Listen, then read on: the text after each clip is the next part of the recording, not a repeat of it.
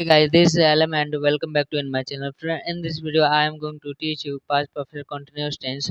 So, what is the definition of past perfect continuous tense? So, यहाँ मैं पहचान लिखवा दिया हूँ. Definition होगा guys, जिन वाक्यों का अंत में रहा था, रही थी, रहे थे, आए तथा समय दिया रहता है, वो past perfect continuous tense कहलाता है.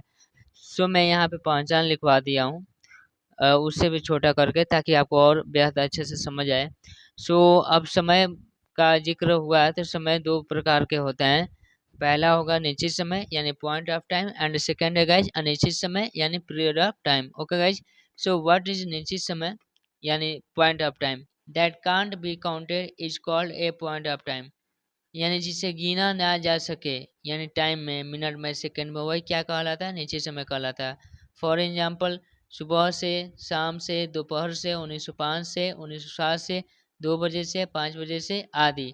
इन वाक्यों में घंटा, मिनट, सेकंड, समय, वर्ष ये सब नहीं दिया गया है, इसलिए क्या है? ये निश्चित समय है। दैट इसमें क्या हुआ? टाइम घंटा, मिनट, सेकंड से गिना नहीं गया है।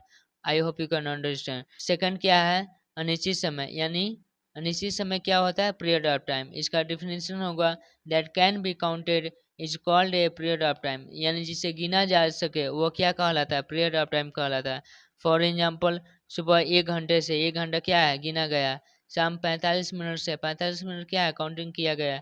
2 घंटे से, 1 सप्ताह से, 1 महीने से, 15 सेकंड से, 2 दिनों से आदि। I hope you can understand guys. So guys, यहाँ आप देख सकते हैं निश्चित समय के लिए सिंस तथा अनिश्चित समय के लिए फॉर का प्रयोग करते हैं। ओके गाइज, सो यहाँ पे रूल देख सकते हैं। सो रूल है guys, subject plus had plus been plus V ing plus subject plus since oblique for plus time. Okay guys, so मेरा फर्स्ट एग्जांपल है गाइज, मैं सुबह से तुम्हारा इंतजार कर रहा था। मैं का हो जाएगा आई, इसका सहायक क्रिया हैड है तो हैड मैं यहाँ लिख दिया हूँ, हैड बीन लिखा गया है। उसके बाद क्रिया में आईएनजी, तो इंतजार का वेट, वेट में आईएनजी हो गया, वेटिंग हो गया। फॉर यू किसके लिए? तुम्हारा ना, तो इसके लिए होगा फॉर यू। और उसके बाद सुबह से तो क्या है गाइज? निश्चित समय है, इसलिए since morning. I hope you can understand guys.